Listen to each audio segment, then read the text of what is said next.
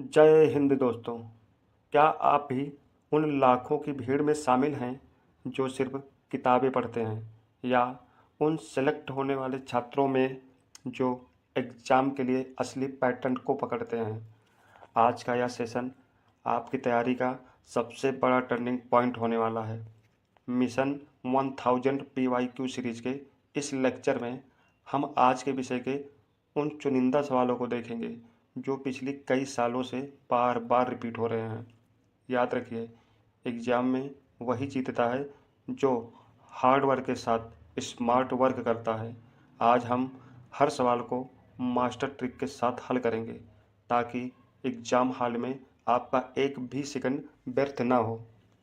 मैं हूं कुलदीप पंडित, आपका PYQ स्पेशलिस्ट, और स्टडी डिपॉजिट में आपका स्वागत है। चलिए शुरू करते हैं आज की यह महत्वपूर्ण क्लास। प्रश्न है, जिह्वा यानी जीभ और होठों की गोलाई के आधार पर उ, ओ और औ किस प्रकार के स्वर हैं? ऑप्शन ए अवृतमुखी स्वर, बी वृतमुखी स्वर, सी अग्र स्वर, डी मध्य स्वर। सही उत्तर है ऑप्शन बी वृतमुखी स्वर। ओठों की स्थिति के आधार पर स्वरों के दो भेद होते हैं जिनके उच्चारण में होंठ गोल यानी वृत्त के समान हो जाते हैं, उन्हें वृत्तमुखी स्वर कहते हैं। ये चार हैं: उ, ओ, औ। अवृतमुखी स्वर, इनमें होंठ गोल नहीं होते। आ, इ, ए, ऐ। अग्र स्वर, इनमें जीभ का आगे का हिस्सा उठता है। मध्य स्वर, इसमें जीभ एकदम बीच में रहती है। आ। याद रखने की ट्रिक है, गोल होंठ उ, ओ, औ।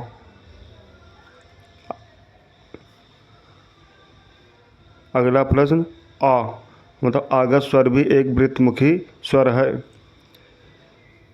मुंह खुलने के आधार पर 4 जिह्वा पर, 3 होठों पर 2 प्रकार के स्वर हैं। आईने के सामने ई यानी खिंचाव और उ गोल बोलकर देखें। अगला प्रश्न है, हिंदी वर्णमाला में सजातीय स्वर या मूल दीर्घ स्वर की संख्या कितनी मानी गई है? Option A 2, B 3, C 4, D 7। सही उत्तर है ऑप्शन बी 3। जो स्वर दो समान यानी एक जैसी जाति के स्वरों के मेल से बनते हैं उन्हें सजातीय स्वर या मूल दीर्घ स्वर कहते हैं। हिंदी में इनकी संख्या 3 है, जैसे बड़ा आ प्लस आ, बड़ी ई प्लस ई, बड़ा ऊ प्लस ऊ। दो अयोग व अन आहा या उपक्षिप्त ड़ा अड़ा की संख्या। 4 विजातीय या संयुक्त स्वरों ए, ऐ, ओ, औ की संख्या। 7 कुल दीर्घ स्वरों की संख्या। 3 सजातीय, 4 विजातीय। याद रखने की ट्रिक है, समान जात आ, ई, उ। दीर्घ संधि हमेशा इन्हीं 3 सजातीय स्वरों से बनती है। आ, ई, उ, री मूल स्वर हैं। ए, ऐ, ओ, औ संयुक्त स्वर हैं। बड़ा आ, बड़ी ई, बड़ा ऊ अपने ही जुड़वा भाई से मिलकर बड़े बनते हैं, इसलिए सजातीय हैं। अगला प्रश्न है, देवनागरी लिपि में अमानक वर्ण के रूप में किस वर्ण के पुराने रूप को जाना जाता है? ऑप्शन ए खा, बी झा, सी धा, डी भा। सही उत्तर है ऑप्शन बी झा। प्राचीन काल में झा को लिखने का तरीका भा जैसा लगता था। उस पुराने झा को अब अमानक यानी कि अमान्य घोषित कर दिया गया है, क्योंकि उससे पढ़ने में भ्रम पैदा होता था। खा पुराना रूप रो जैसा था, इसे जोड़कर खा कर दिया गया। रवाना खाना भ्रम पैदा करता था। धा इसे घा से अलग रखने के लिए ऊपर घुंडी बनाई जाती है। याद रखने की ट्रिक है, झूठा अमानक। अगला प्रश्न, लिपि सुधार समिति 1947 के अध्यक्ष आचार्य नरेंद्र देव थे। हिंदी भाषा दर्शन, देवनागरी में 52 वर्ण स्वीकृत हैं। यह बाएं से दाएं लिखी जाती है। पुरानी किताबों में झरना शब्द भरना जैसा दिख सकता है। अगला प्रश्न है, जिन स्वरों के उच्चारण में दीर्घ स्वर से भी अधिक समय लगता है उन्हें क्या कहते हैं? ऑप्शन ए मूल स्वर, बी संयुक्त स्वर, सी प्लुत स्वर, डी अनुनासिक स्वर। सही उत्तर है ऑप्शन सी प्लुत स्वर। मात्रा या उच्चारण काल के आधार पर स्वर 3 हैं। ह्रस्व स्वर 1 मात्रा वाला, दीर्घ स्वर 2 मात्रा वाला और प्लुत स्वर 3 मात्रा या तिगुना समय। प्रयोग, दूर से पुकारने, रोने जैसे ओम, राम। मूल स्वर आ ई उ री सबसे कम समय। संयुक्त स्वर ए ऐ ओ औ दीर्घ स्वर श्रेणी में आते हैं। अनुनासिक स्वर हवा, मुंह और नाक से चंद्रबिंदु। याद रखने की ट्रिक है, प्लुप्त में तिगुना समय। प्लुप्त स्वर को औग्राह या 3 अंक से दर्शाते हैं। हिंदी में कोई स्वर मूल रूप से प्लुत नहीं होता, खींचा जाता है। पहाड़ी से चिल्लाने पर हे राम का इको ही प्लुत स्वर है। अगला प्रश्न है, हिंदी शब्दकोश में ज्ञा वर्ण का क्रम किस व्यंजन के ठीक बाद आता है? ऑप्शन ए जा, बी झा, सी गा, डी या। सही उत्तर है ऑप्शन ए जा। ज्ञा एक संयुक्त व्यंजन है जो आधा जा और पूरा या से मिलकर बना है। डिक्शनरी में ज्ञा से शुरू होने वाले शब्द जा के ठीक बाद मिलते हैं, ना कि गा के बाद। झा चा वर्ग का चौथा वर्ण है। डिक्शनरी में जा और ज्ञा के बाद। गा उच्चारण ज्ञा के कारण छात्र से गा के बाद ढूंढते हैं, गलत है। यह ज्ञा का दूसरा हिस्सा है पर क्रम जा से तय होता है। याद रखने की ट्रिक है, जा के बाद ज्ञानी। त्रा ता प्लस रा का क्रम ता के ठीक बाद आता है। शब्दकोश में पहले बिंदी यानी अनुस्वार वाले शब्द आते हैं। डिक्शनरी में ज्ञान ढूंढना है तो जा वाले पन्ने पलटने होंगे। अगला प्रश्न है, प्रत्येक वर्ग का चा टा ता पा के 5वें वर्ण या मांगाड़ानामा को क्या कहा जाता है? ऑप्शन ए ओष्ठ व्यंजन, बी नासिक या पंचमाक्षर, सी अंतस्थ व्यंजन, D आयोगवाह।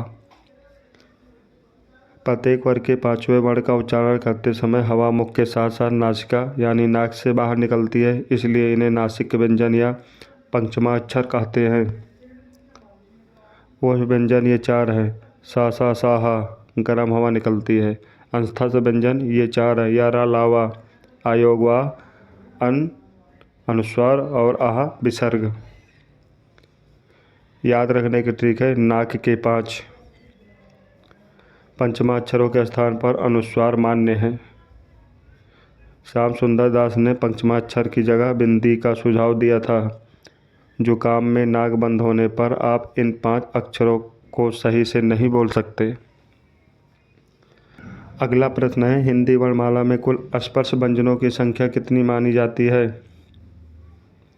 Option A 33, B 11, C 25, D 52। सही उत्तर है ऑप्शन सी 25। जिन व्यंजनों के उच्चारण में जीभ मुख के विभिन्न भागों कंठ, ताल, मूर्धा, दांत, होंठ को स्पर्श करती है वे स्पर्श व्यंजन हैं। ये का से माँ तक 5 वर्गों में हैं। 33 कुल मूल व्यंजनों में 25 स्पर्श प्लस 4 अंतस्थ प्लस 4 ओष्ठ की संख्या है। हिंदी वर्णमाला में कुल स्वरों की संख्या 11 है। मानक देवनागरी वर्णमाला में कुल वर्णों की संख्या 52 है। याद रखने की ट्रिक है, 25 का स्पर्श। स्पर्श व्यंजनों को वर्गीय व्यंजन भी कहा जाता है।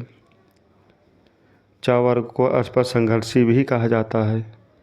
गले यानी कि कंठ से होंठ तक की साइंटिफिक जर्नी ही 25 स्पर्श व्यंजन हैं। अगला प्रश्न है, संयुक्त स्वर ए और ऐ का उच्चारण स्थान मुख के किन 2 भागों के योग से बनता है? ऑप्शन ए कंठोत्स्थय, बी दंतोष्ठय, सी कंठतालव्य, डी मूर्धन्य। सही उत्तर है ऑप्शन सी कंठतालव्य यानी कि कंठ प्लस तालु। ए का निर्माण अ प्लस ई से होता है। अ कंठ से और ई तालु से उच्चारित होता है, इसलिए इन दोनों के मिल से बने ए का स्थान कंठतालव्य होता है। कंठोत्स्थय यहाँ से ओ और औ का उच्चारण होता है। आ प्लस ऊ से बनता है। दंतोष्ठय यह केवल व वर्ण का उच्चारण स्थान है। मूर्धन्य यहाँ से स्वर री का उच्चारण होता है। याद रखने की ट्रिक है कंठ तालु ए मात्रा के आधार पर ऐ को दीर्घ स्वर कहते हैं। जिह्वा के आधार पर ये अग्र स्वर हैं।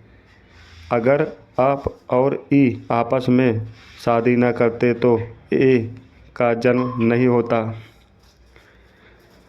अगला प्रश्न है, जब किसी शब्द में एक ही व्यंजन ध्वनि दो बार यानी एक आधी और एक पूरी एक साथ आए तो उसे क्या कहा जाता है? ऑप्शन ए संयुक्त व्यंजन, बी उक्षिप्त व्यंजन, सी द्वित्व व्यंजन, डी ऊष्म व्यंजन। सही उत्तर है ऑप्शन सी द्वित्व व्यंजन या युग्मक ध्वनि। जब एक ही व्यंजन वर्ण लगातार दो बार आए, पहला आधा और दूसरा पूरा, तो उसे द्वित्व व्यंजन कहते हैं। जैसे पक्का, बच्चा, दिल्ली, चम्मच। संयुक्त व्यंजन, इसमें दो अलग अलग व्यंजन जुड़ते हैं, जैसे स्वच्छ। उक्षिप्त व्यंजन अढ़ा अढ़ा, ऊष्म व्यंजन सा सा हा। याद रखने की ट्रिक है दो बार दिल्ली। महाप्राण व्यंजनों दूसरा और चौथा का द्वित्व नहीं होता। मक्खी गलत है, मक्खी सही है।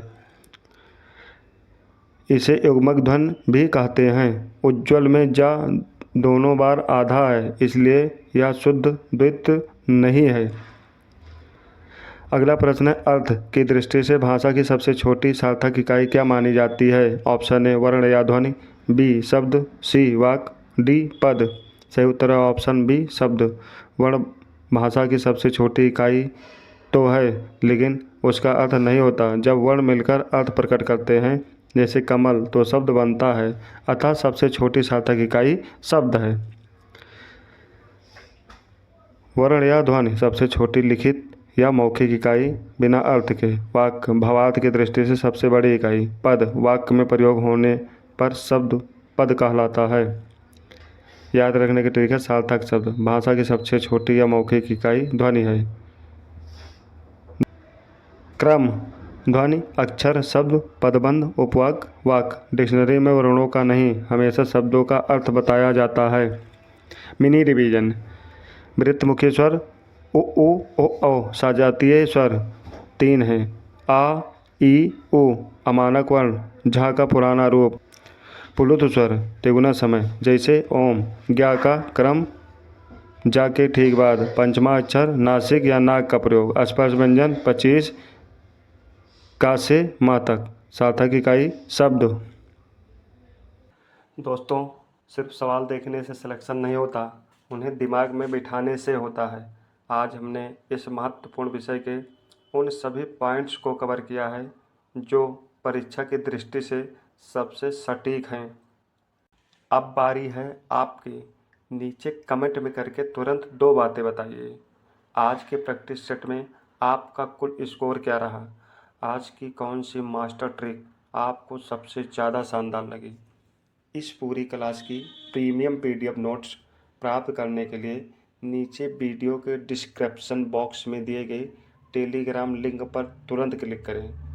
अगर आप चाहते हैं कि आपकी तैयारी ऐसे ही पॉइंट टू पॉइंट और ट्रिक के साथ चलती रहे, तो स्टडी डिपॉजिट परिवार से जुड़ने के लिए चैनल को सब्सक्राइब जरूर करें।